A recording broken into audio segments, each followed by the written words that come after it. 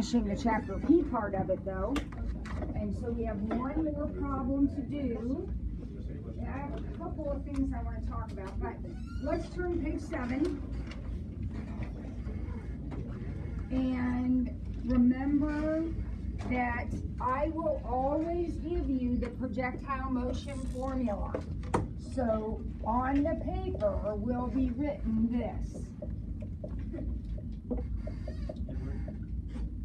All right. So for problem number 4, we're going to plug in this and this. Those are the two things that need to be plugged in. And then we'll use that equation to answer A, B, and C. Okay? We're not going to alter our equation. We're going to start with our basic equation, and then we'll do A and B and C using that equation. So let's see. A rock is thrown from ground level. So what does that tell me? 0. 0 goes in for what? Initial height. Initial height, which is this right here, right? Yeah. So that's just going to be a 0. I'll go ahead and write it, but obviously I don't have to put plus 0. All right, with an initial velocity of 32 feet per second. So 32 goes in for the initial velocity. Yes. And don't forget there's a T hooked to that. And then I'm not going to put the plus 0 on the end, but you could. You could, it wouldn't matter. And then, if I'm at all confused by the way that equation looks, it's in what we call function notation, and it has different variables than we're used to working with. We can rewrite it as y equals negative 16x squared plus 32x. You can do that. You do not have to do that, but you can. Remembering that this is the height variable, and this is the time variable. Right? Yep. Now, you're going to be asked 3 questions, A, B, and C. And in each one of those, you will either be given a height or a time. So when I look at question A, it says, when will it hit the ground? So something is 0, right? I mean, we're kind of getting programmed. If we're talking about ground, we're talking about 0. Do I put the 0 in for the height, or do I put the 0 in for the time? The height. The height. Isn't the height 0 if it's on the ground? Yeah. So I'm going to solve the equation. 0 equals negative 16x squared plus 32x.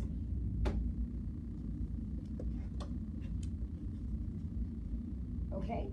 Now, actually, that is a pretty simple equation.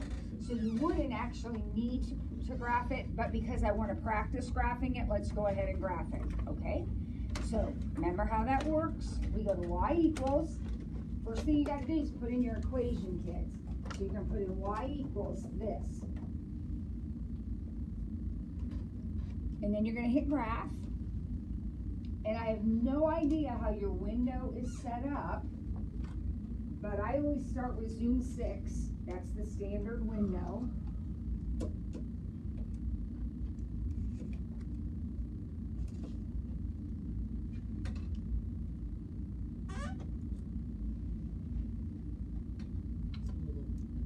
And yeah, mine looks like this. Now remember, you can adjust it, but mine looks something like this. I don't even see the top. It looks like that.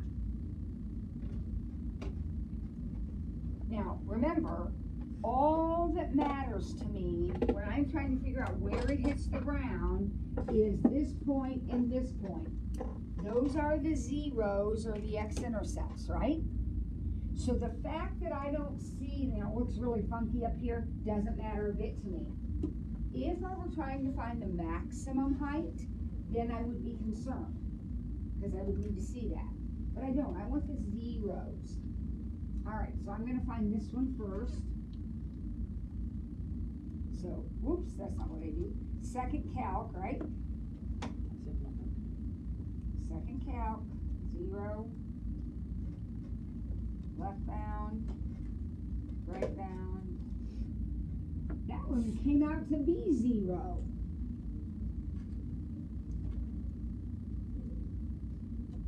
that make sense? Yeah. Yeah, because the question is, when is the ball on the ground? And where did the ball start? On the ground. So doesn't it make sense that one of your answers would be at time 0? Yeah. Now, when does it hit the ground over here? When does it hit the ground?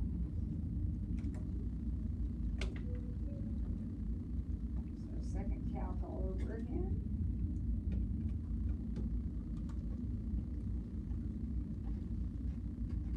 And it hits the ground at x equals 2.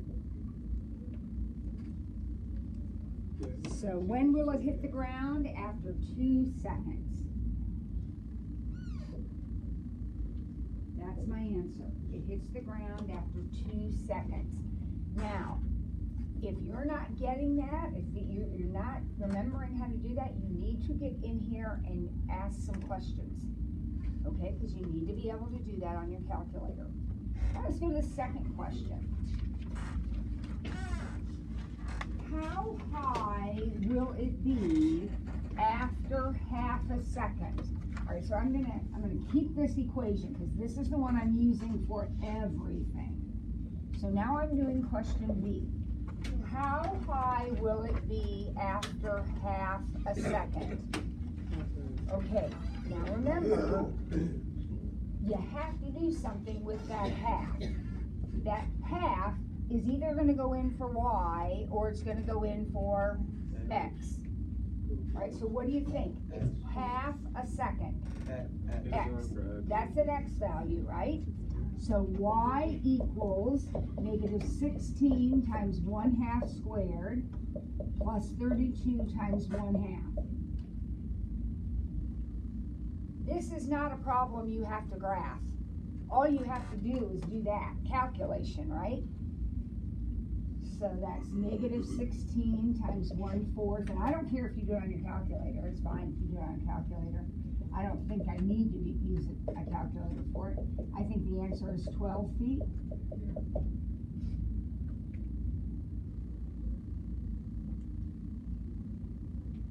I can't emphasize enough, once you write the equation, every problem, A, B, C, they're going to give you a number. And all you have to do is plug that number in to the right spot and then take care of what's left. Solve the equation that's left. Okay, so that was B. All right, C. When will the ball be 20 feet high?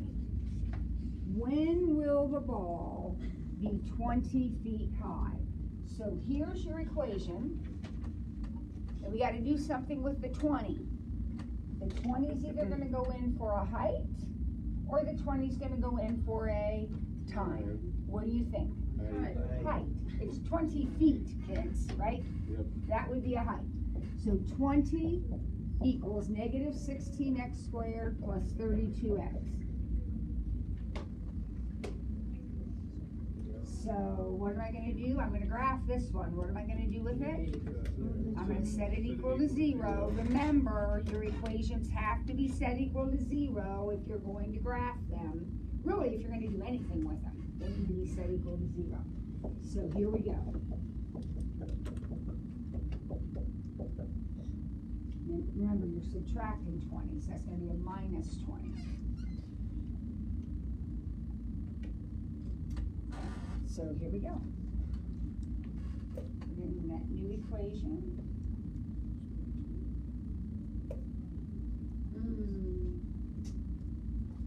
You can take the 4 off.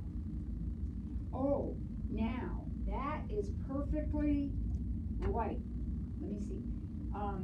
You may, if you want, and you don't have to do this. Remember, the calculator is doing all the work. So the size of the numbers doesn't matter with the calculator. But if you wanted to, it would be perfectly legitimate and would not impact the answer at all if you want to divide everything by 4 to make the number smaller. If I were doing this problem by hand with the quadratic formula or something, I would do that just to keep my numbers smaller. But on the calculator, it really makes no difference whatsoever. So it's up to you completely. But something quite odd does happen. Doesn't cross. It doesn't cross the x-axis. The picture that you get looks something like that, right? Now, explain that to me. You gotta Think- change your, oh. No, you don't have to change anything, It kids. just Stop, doesn't hit stop, the stop. ground. No, it hits the ground. Like, it doesn't cross the It line. doesn't ever get to 20. Yeah, that's what I meant. Here is the thing. Remember, you threw this ball up into the air, right? Remember? Yep. Oh. Now, 20 is somewhere here, right? So this might be 20, or this, I don't know what the scale is here. But I know it's not here, because if it were here, I'd have places where it was 20, right? The problem is, this ball never gets high enough. Now, let me show you something. Remember, when we did the first one, we said it hits the ground at 0 and it hits the ground at 2? When do you think it's at its peak? If it's on the ground at 0 and it's on the ground at 2, at 1? Let's put 1 into our equation. Would you put 1 into your equation? What do we get? Negative 16 plus 32? What does that tell me? That tells me that the highest point is at 1 comma 16. So when does it get to 20? It don't get the It doesn't.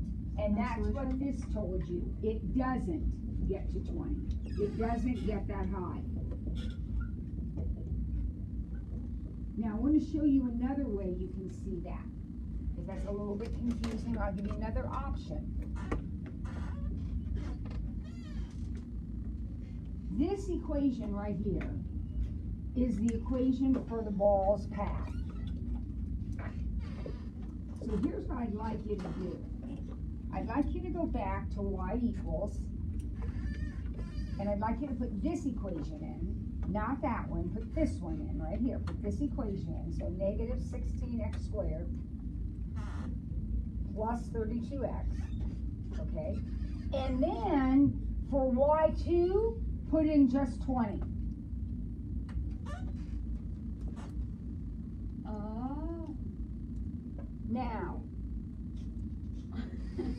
when you hit graph, you're not going to see too much cool stuff. So let me have you change your window.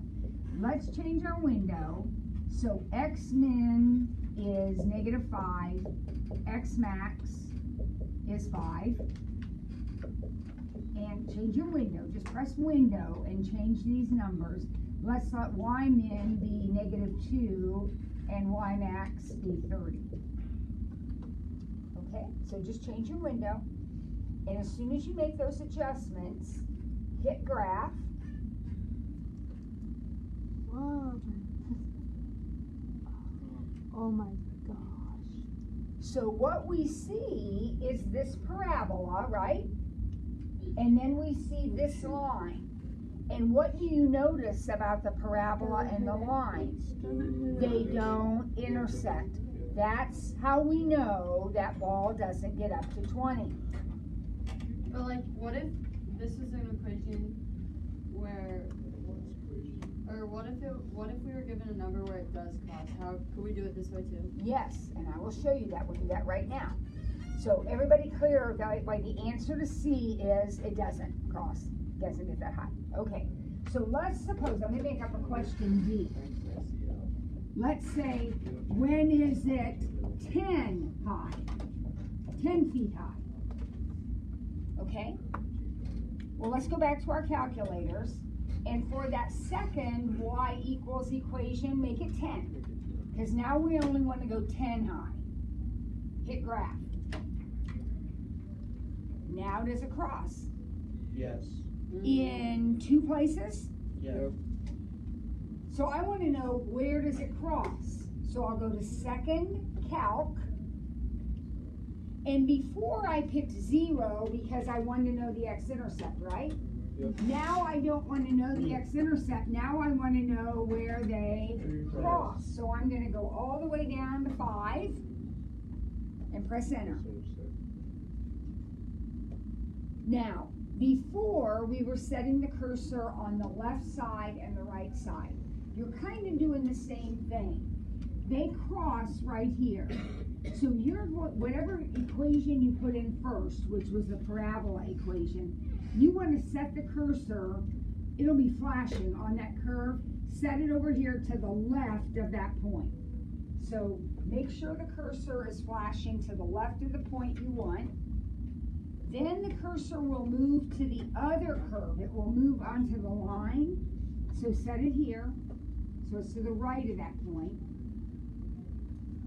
And then move it over to the point of intersection. I got 0.3876. Mm-hmm.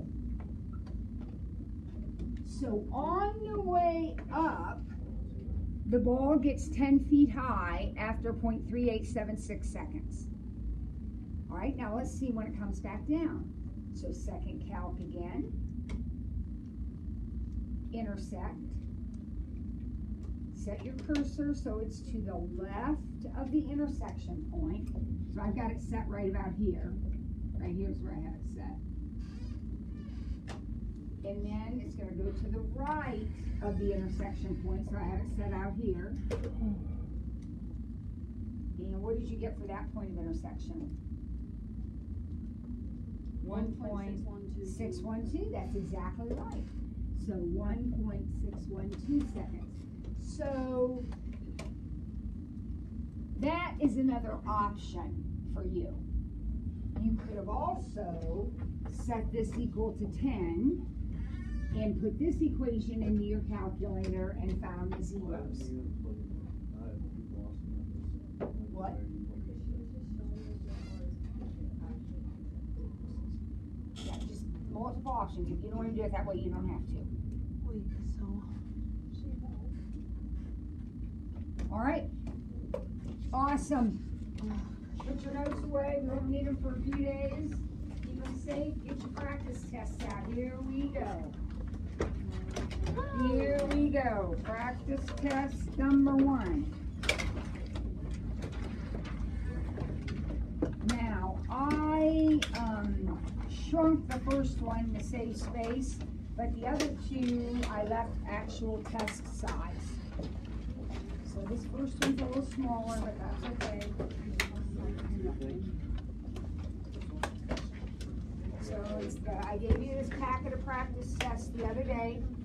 We're starting on the first page. What's our test going to be? I think your test is going to be next Wednesday, the second half of the period. Wednesday we have a 90-minute period, and I think we'll use the first half. We'll finish up practice test 3, and then we'll take the test. Why is it a 90-minute period? NWEA testing, but you don't take the test, so we'll just have regular class. It's just 90 minutes long. Is that like fresh So software? Yeah. When do we take the test? You don't take the NWEA. Oh no, I meant like the Wednesday. The test will be Wednesday. Yeah. All right. So here we go. Now, number 1. We're going to solve this equation. Now, we have done problems like all of these in the last couple weeks. So the purpose of the practice test now is to shake those cobwebs loose. So let's look at this equation. What do you think would be a good way to start? Matthew? Get the common denominator like 1. The common denominator is 12. Matthew says the easiest thing to do is just multiply everything by 12. Kids, pay attention. I am multiplying everything by 12, including the 3 over there. Everything has to be multiplied. The reason that you did that is because 12 over 4 reduces, right? Yep. So that's going to just be 3. You are trying to get rid of the fractions. Get rid of them. So 4 goes into 12 3 times, so I have 3x plus 9. No more fraction. Same thing here. You have 12 over 3. That's 4. So this is just going to be minus 8x equals negative 36. We don't distribute the 12. We cancel the 12. That's why we did it. So negative 5x plus 9 equals negative 36. Yep. So negative 5x, I'm subtracting 9, so Equals that's negative negative 45. Yeah. So x will equal 9.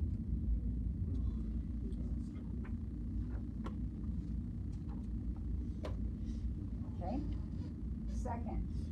Oh, we just took a quiz over this, so this should be easy for you. But this one is a little bit trickier than your quiz question, because why? There's a 2. Well, if the 2 is the problem, then let's get rid of the problem, right? Get rid of it? Yep. So we'll have x minus 3/2, which you can write as 1.5 if you want. You don't have to. 3/2 is fine. Here's my number line. What am I going to put right in the middle of my number line?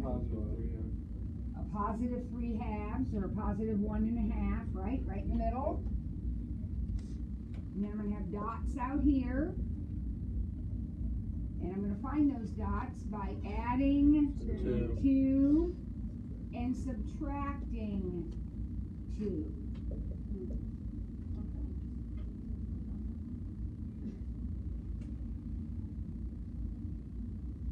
Right?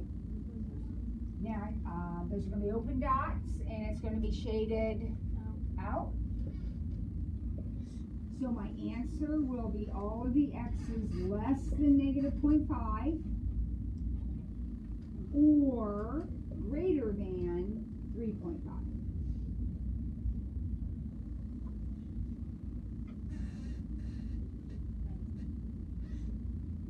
We good? All right, C. This is not a shading problem. It's not a less than or greater than. It's an equals. So what are we going to do with 3x squared plus 7x minus 2? What are we going to do with that? What? Quadratic. You can use the quadratic formula. I like that. Let's do that. I think that's probably the best option here. So x equals negative b plus or minus the square root of b squared minus 4 times a times c all over 2a.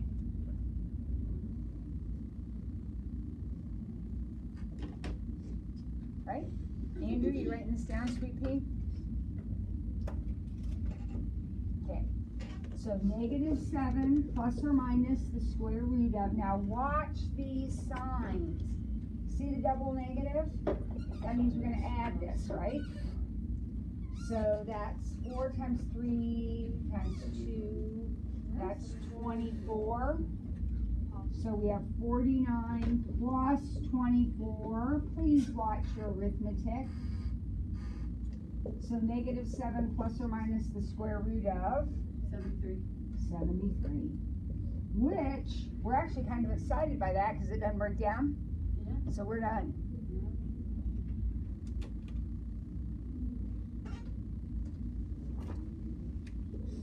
2A. What are we doing here? Oh. You need to distribute the negative You sign. need to distribute the negative sign. So that'll become a minus 3 and a plus 2i. Yep. And we'll collect like terms. And it looks like I get 1 plus 3i. Yep. Let's not miss that one. How about B? Foil. That's a foil. How come the first one isn't a foil, but this is? Somebody want to explain it? Yeah, Has a sign. Foil is a multiplication, right? Yep. Problem A is a subtraction. Oh, you're right. God, no. All right, so here we go. 18 outside, or first, 18 outsides, insides, last. Now, the middle two terms are always going to add together. No one ever has trouble with that. But what do we have to remember about that? A equals negative It's 1. -1. So a negative 2i squared is actually going to become a 2. 2. positive 2, Yep. which is going to add to the 18 and give me a 20. Okay, so you just took page 1. Page 1 is done. Okay, so now let's go to page 2. Which property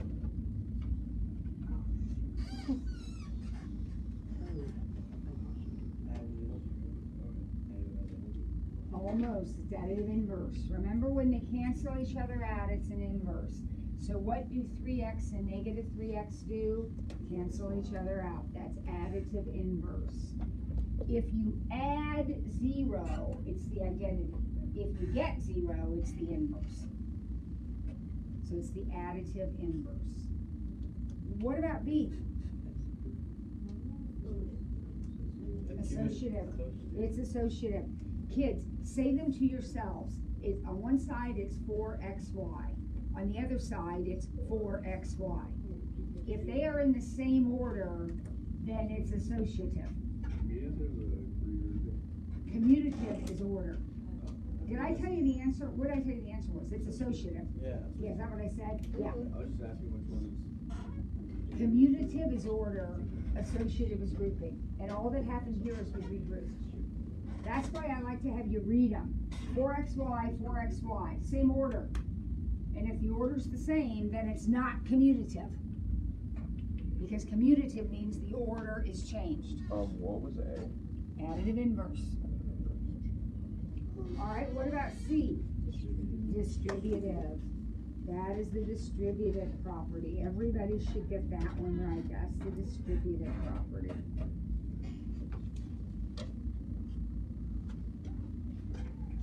Okay? Alright, 4A. This one is a little bit tricky. You've done these before, and there were a couple in your homework, but I don't know if I have any in the notes or not. Now, I love the thought. The thought is, let's factor it. And she says, let's take an x out. What's wrong with that logic, unfortunately? Negative 16. You do it in 2 parentheses, and then you can do it. Okay. So Jalen says, okay, well, first of all, whoever started this conversation said, take an x out. So the idea was we're going to factor this, and that is absolutely correct. Problem is, that term doesn't have an x. So we can't take an x out of the whole thing. So Jalen said, but look, Mrs. Ford, if we group these two terms together, if we look at just those two, we can factor something out. What can we factor out of just those two? X squared. And x squared. And that would leave me with an x plus 4. If I just looked at what's in the box. Okay? Now, let's look in this box. What can I take out of that box? -4. A -4.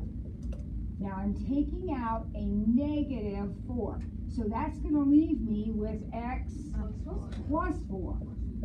Oh my! Look here. The parentheses match. So I'm going to go ahead and write down the matching factor. And then I'll have another parentheses, and it's x squared minus 4. So some of you really remember this. Very impressive. Good job. But I'm not done, am I? No. What still needs to be done? X squared. Differences between That's the difference of squares.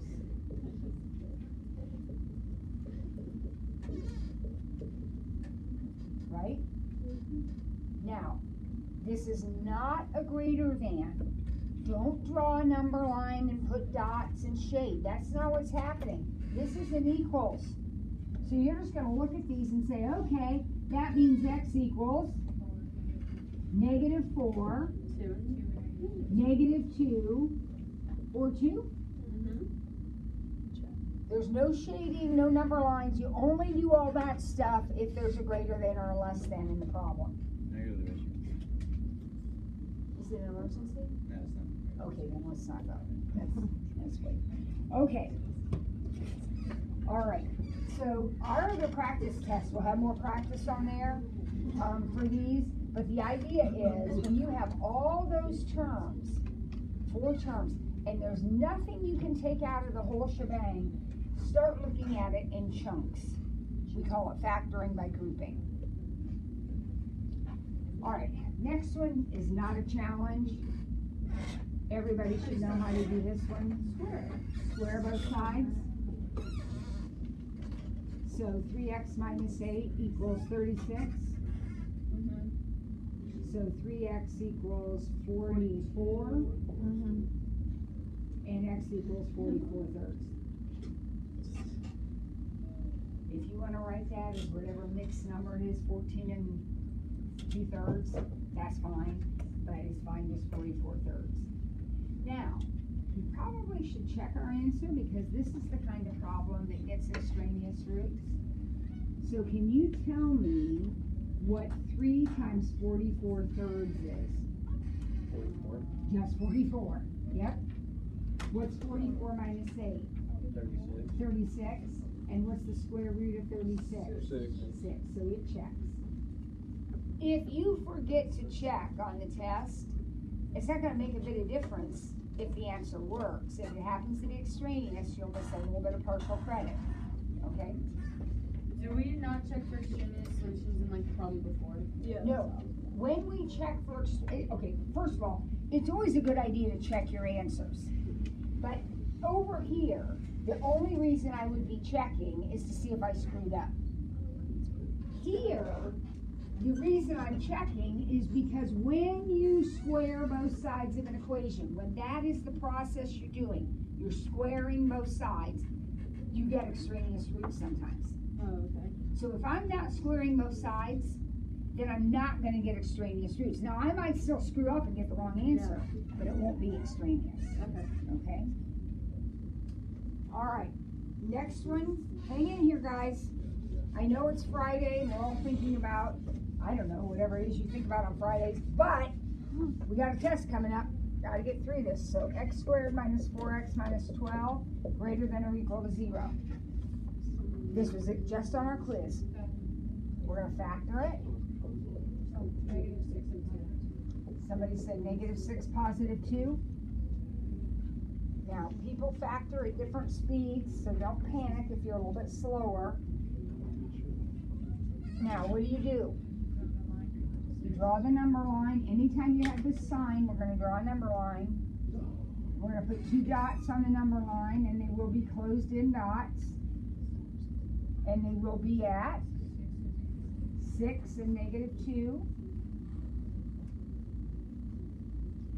Right, folks?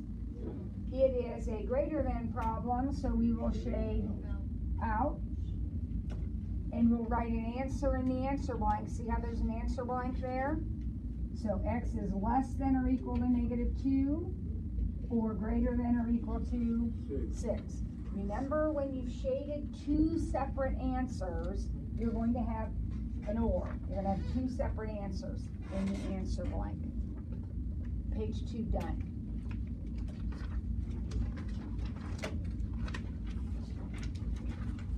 Oh, look at problem 5. Have we ever done this before? Yeah.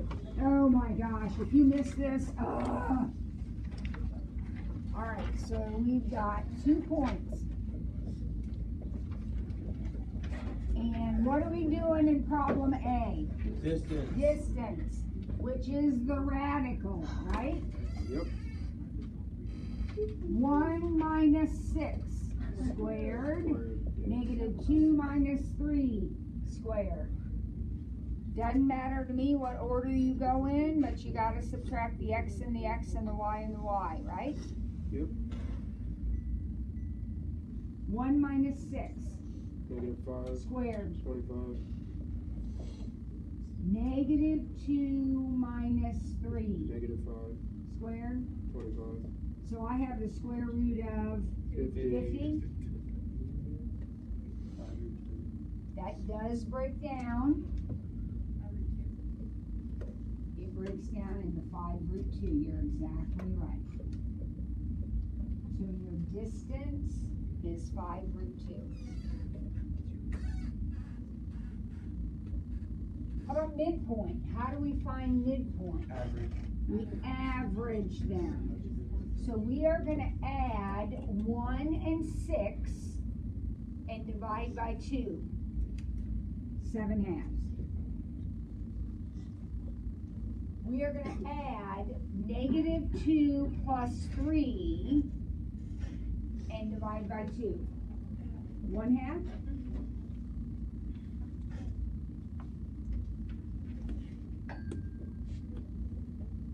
Okay. Remember, every problem on the practice test is on the test.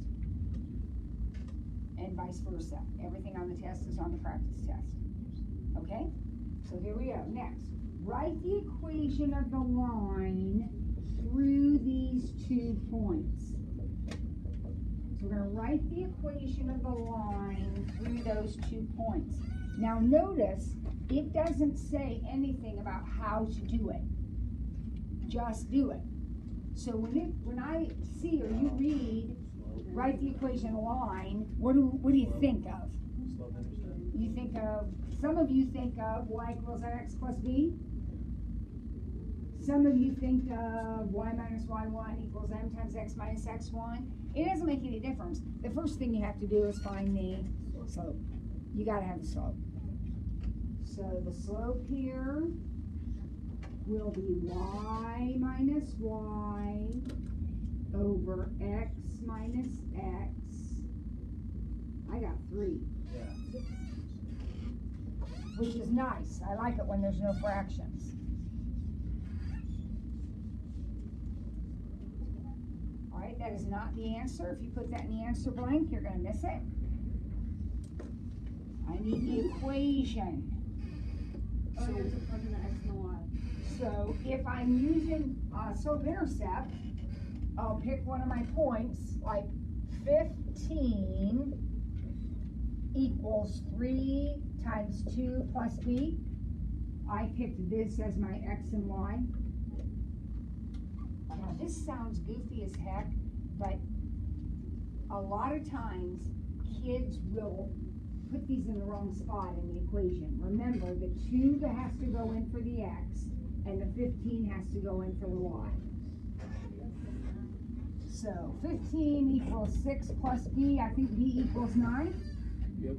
So what do I write in the answer blank? Y equals 3x plus 9.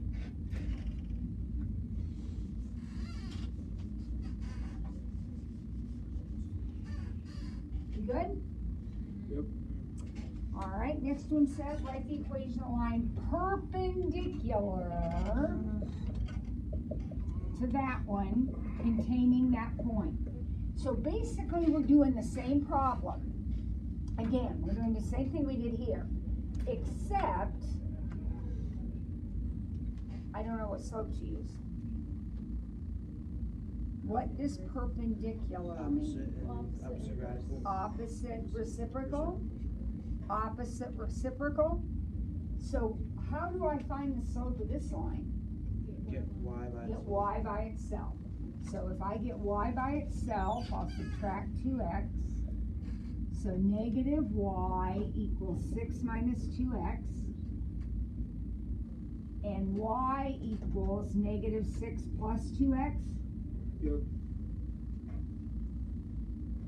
So the equation that they gave me, I'm going to get y by itself.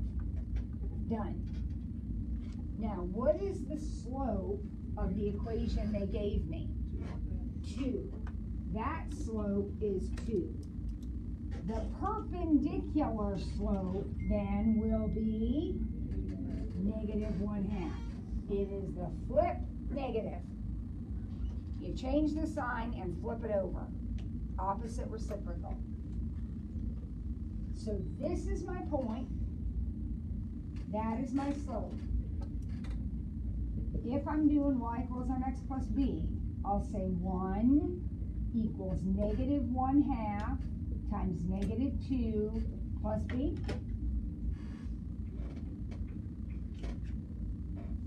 What's negative 1/2 times negative 2? 1. Positive 1. So 1 equals 1 plus b? Minus 1 equals 0. B equals 0. So what goes in the answer blank? Y equals negative half x. negative 1 half x. And if you want to put a plus 0 on the end, you can, but you don't have to. All right, we're doing great.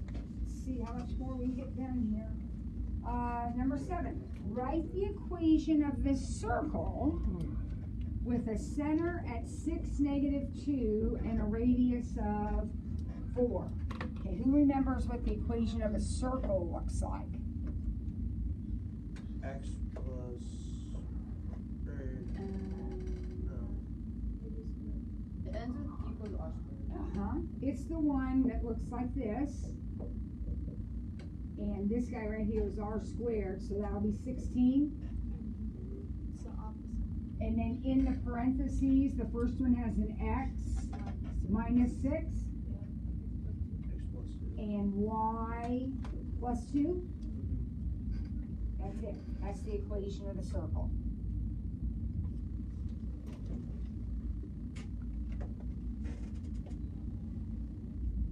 Page 3 done. Number 8. Simplify. Okay, so we've got all these exponents to deal with.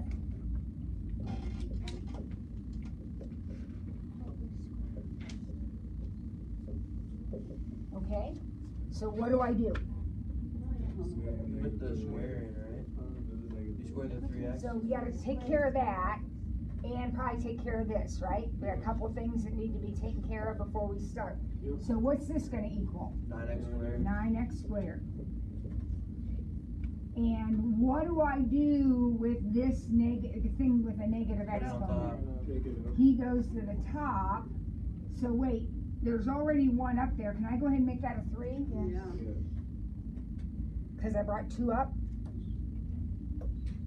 Okay, now let's look at the numbers.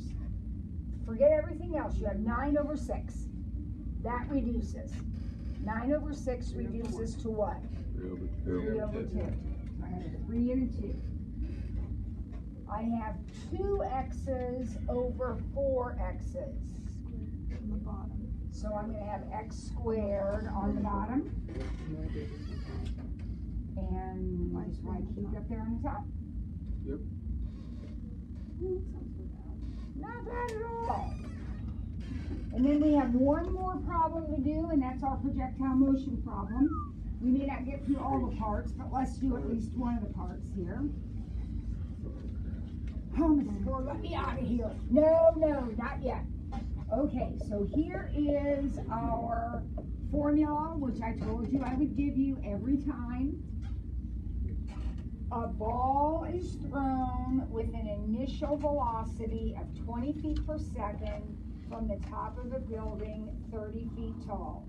Write the equation for this problem. So what is the equation going to be for this problem? Negative 16. S of t equals negative 16t squared plus 20t plus 30. Yeah. Remember the velocity. You can't miss that, folks. Initial velocity. So the 20 goes there. That is the answer to A.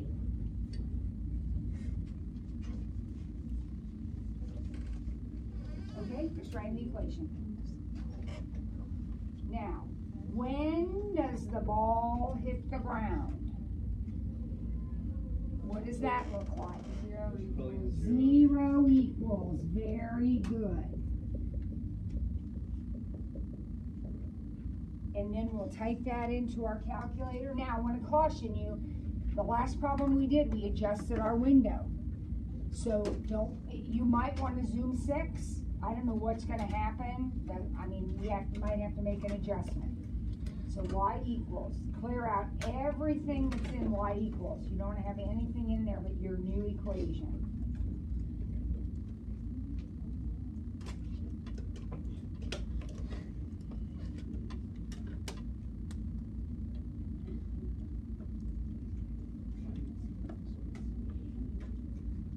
Now, I went ahead and zoomed 6. I don't know if you did or not. might not even matter, but I got something that looked like this. Did you see 2 zeros, one over here and one over here? Now, what about this one? We don't want it. Kids, isn't that an x value that's negative? Yes. Yeah, we don't want that one. We can't have a negative x value, because a negative x value would be a negative time. No, can't have that. So we're gonna find this one right here. So you do that by second calc and 0. You're looking for an x-intercept. So you're not doing anything funky.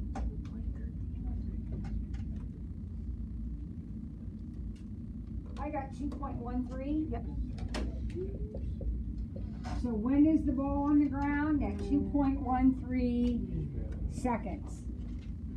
Okay? And we're gonna get the last one done. How high is the ball after 1.5 seconds? What do we do? Plug in 1.5. Plug in 1.5. So we're going to say y equals negative 16 times 1.5 squared plus 20 times 1.5 plus 30. I'm running out of room, so I had to do it kind of on a diagonal. I'll use my calculator. Negative 16 times 1.5 squared plus 20 times 1.5 plus 30. I got 24 feet. How high is it? It's 24 feet high. Oh my gosh, we just took the test. That's it. Didn't we do awesome? So the next time we have class, is that Monday?